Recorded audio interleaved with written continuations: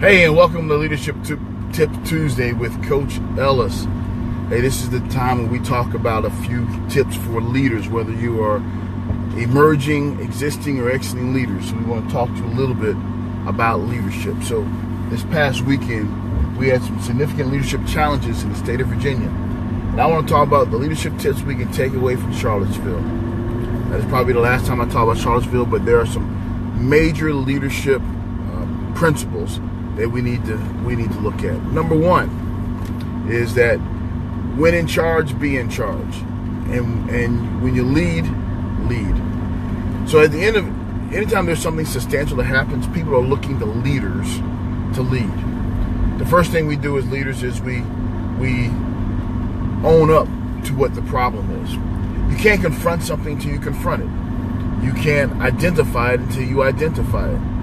So when our leaders speak, they must speak very forthright and very honestly and very firm, and saying that what we witness is or is not acceptable. Now, whether you agree or not with how our leaders made their statements, was more important than what they said or how they said it was the fact that they said it. And let's be honest, no matter who you are, you're not going to satisfy everybody when you speak.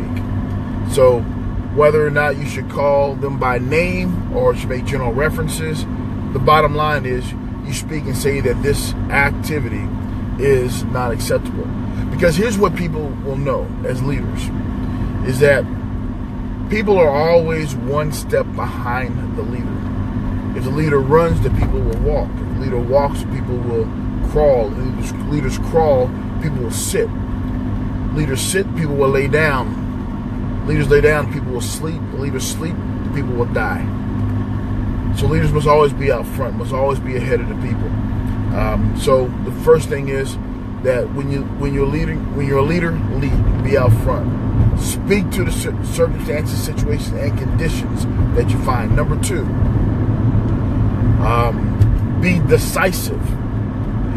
Anybody can make a mistake in making a decision, but the biggest mistake in decision making is not making a decision, for that in itself is a decision. So when a governor comes out and makes a decision, popular or not, he made a decision. And it's easier when I drive my car, if I want to turn right, it's easier for me to turn my car to the right if it's already in motion. If I'm going in the wrong direction, I can always turn it around because it's in motion. If I'm not moving, I can be pointed in any direction and I cannot turn it around. So the big thing is make a decision and get things to moving, and you can always adjust on the fly. Everyone wants leaders to make the right decision all the time, every time. But I got a secret for you. Yeah, that ain't happening. Sometimes we get it wrong. Sometimes we get it way wrong. And when we get it wrong, the only thing we can do is try to get it back on the right path. So number one, own it, know what it is. Number two, be decisive. And number three, have resolve. Once you make a decision, make sure everyone knows that you are planning to put your muscle where your mouth is. Too often leaders make decisions and not commitments. And we need folks to be committed to their decisions.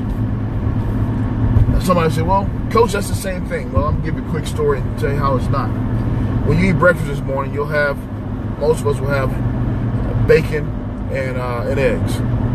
Well, in your breakfast, the chicken made a decision, but the pig made a commitment. And we need leaders who will make decisions and commitments. So at the end of the day, if you don't want to lead, if it's too hard to make a decision, it's too hard to make a commitment, it's too hard to call those things as you see them, if that's too hard, stop trying to lead. You don't deserve to lead. You must earn the right to lead, earn the right to be heard by being led. Everybody wants to follow. That's why everybody can't lead, because most people will follow you. So leadership is a burden. Leadership is a responsibility. Leadership is an obligation, but leadership is painful. And if you're in this business to be liked and be popular, well, you're in the wrong business. Most leaders are not liked. Most leaders are not, most people don't like leaders. It's because leaders must take people where they don't want to go. Leaders must hold people accountable for what they don't want to be held accountable for. Leaders must take people from where they are to where they need to be. And the truth of the matter is, if they could get there on their own, they wouldn't need leaders. But we know most people are sheeples. Most people will follow.